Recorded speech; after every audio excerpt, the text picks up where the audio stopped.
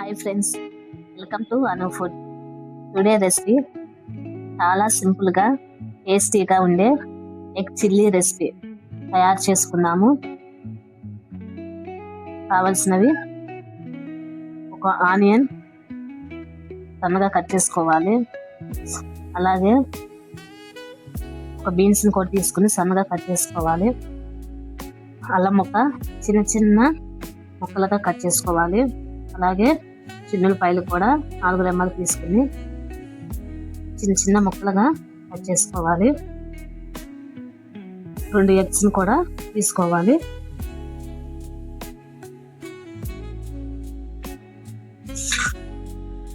ఒక పచ్చిమిర్చి కూడా సన్నగా కట్ చేసుకోవాలి.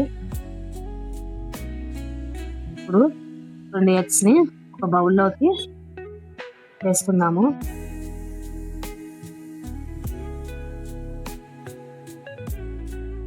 ఉండలు ఏమి లేకపోకుండా స్పూన్తో మొత్తం కలిసేటట్టు ఒకసారి కలుపుకోవాలి. ఇప్పుడు స్టవ్ మీద ప్యాన్ పెట్టుకుని మనం కలుపుకున్న ఎగ్ని పోసుకుందాము.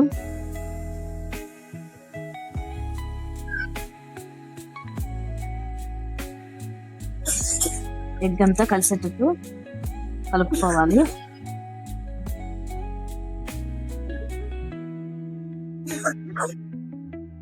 ఉడికిన తర్వాత దాన్ని తీసి ఒక బౌల్లో వేసుకుందాము. ఇప్పుడు మళ్ళీ ఆ ప్యాన్లోనే 2 స్పూన్ల ఆయిల్ పోసుకుని మనం కట్ చేసి పెట్టుకున్న చిన్నులపాయలు, అల్లం ముక్కలు, బీన్స్ ముక్కలు, పచ్చిమిర్చి కూడా వేసుకుని ఒకసారి కలుపుకోవాలి.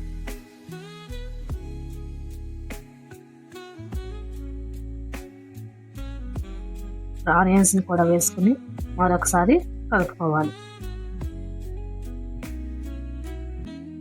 ఆనియన్స్ గోల్డెన్ కలర్ వచ్చేంత వరకు కూడా ఫ్రై చేసుకోవాలి.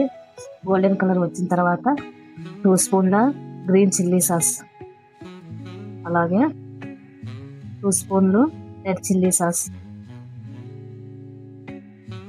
2 స్పూన్లు వెనిగర్ కూడా వేసుకుని 2 స్పూన్లు సోయా సాస్ కూడా వేసుకుని మొత్తం కలిసేటట్టు కలుపుకోవాలి. ఇప్పుడు రుచికి తగినంత సాల్ట్ వేసుకోవాలి. 1 స్పూన్ మిరియాల పొడి కూడా వేసుకుని మరొకసారి కలుపుకుందాము. 1 స్పూన్ గరం మసాలా కూడా వేసుకుని కలుపుకోవాలి.